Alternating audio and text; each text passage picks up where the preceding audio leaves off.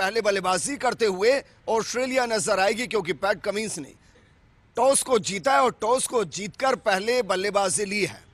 हमारे साथ एक्सपर्ट के तौर पर पूर्व रणजी खिलाड़ी असलम साहब जुड़े हुए हैं। असलम जी, क्योंकि हम डिस्कशन कर रहे थे और डिस्कशन जब कर रहे थे तो हमने यही कहा था कि जो भी टॉस जीतेगा वो पहले बल्लेबाजी लेगा। अब जरा ये बताइए कि ऑस्ट्रेलिया पहले बल्लेबाजी कर रही है, उसको कितना फायदा होगा? देखिए, बहुत फ़ायदा होगा, क्योंकि बाद में ड्यू फैक्टर होगा, जैसे कि आपने पहले भी कहा था। क्योंकि ऑस्ट्रेलिया ने टॉस जीता, वो बैटिंग ही करना चाहते, इंडिया भी होती तो शायद ये करती।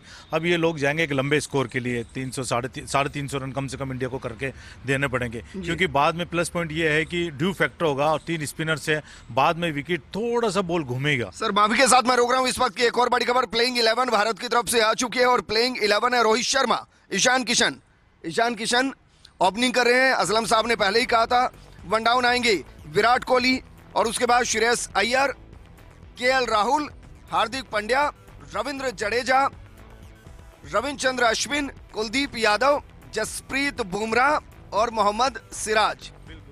आपने और मैंने जो डिस्कस करके जो टीम बनाई थी, एक्चुअली वही टीम इंडिया ने भी खिला दी है।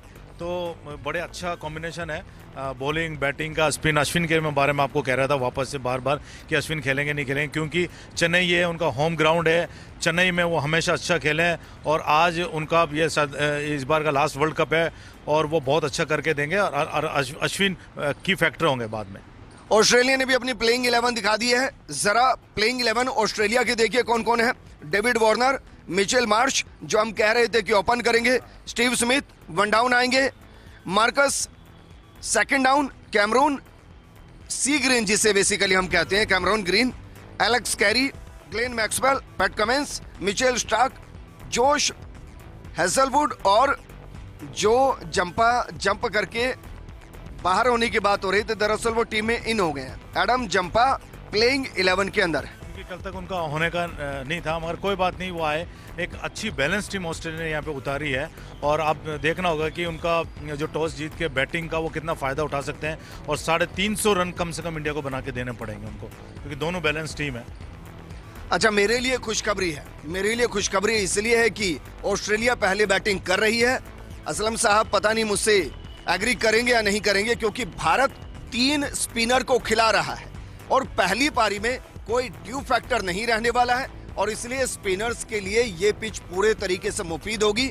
और यह गलत भी नहीं कि शायद हो सकता है पहले 10 ओवर में किसी एक स्पिनर को इंट्रोड्यूस करती भारतीय टीम नजर आ सकती है। सर, आपकी टिप्पणी क्या रही? बिल्कुल, आपने बिल्कुल सही कहा, क्योंकि 3 स्पिनर्स को वो 10 ओवर में जरूर बॉलिंग कराएंगे। जहां तक मैं समझता हूं कि वो हो सकता है अश्विन को पहले बॉल डलवा लें और यहां सिर्फ ऑस्ट्रेलिया को एक बेनिफिट मिल सकता है कि वो बाद में बॉलिंग करेंगे। जिस हिसाब से बॉलिंग आप बता रहे हैं कि ये स्पिन विकेट है, तो लास्ट में जब ड्यू होगा तो बॉल और स्किड भी होगा घूमने के साथ साथ, तो वहां पर यहाँ ऑस्ट्रेलिया को एक 300 प्लस स्कोर बना के देना पड़ेगा। लेकिन जब ड्यू फैक्टर होता है सर, एक और प्रॉब्लम आती है। प्रॉब्लम ये आती है कि बॉल भारी होती है, तो उस दौरान क्योंकि गीली हो जाती है बॉल, तो क्या उस दौरान स्पिन करना आसान रहेगा? नहीं, बिल्कुल रहेगा, क्योंकि साथ साथ स्पिन के स्किड भी होगी, क्योंकि जब स्पिन विकेट पे अगर स्किड बॉल आएगा तो वो काफ़ी मतलब बहुत खतरनाक बॉल होती है, वो स्किड बॉल होगी, तो वो बेनिफिट मिल जाएगा उनको।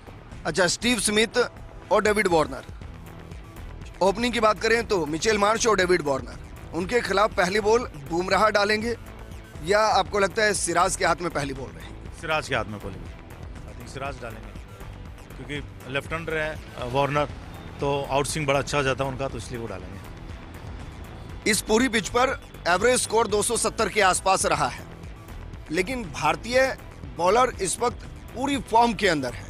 आपको लग रहा है सर 300 के आंकड़े को भारतीय टीम क्रॉस करने देगी? मैं इसलिए कह रहा हूं क्योंकि 3 तो स्पिनर है, 30 ओवर तो ये हो गए, इसके बाद 2 बुमराह और सिराज 50।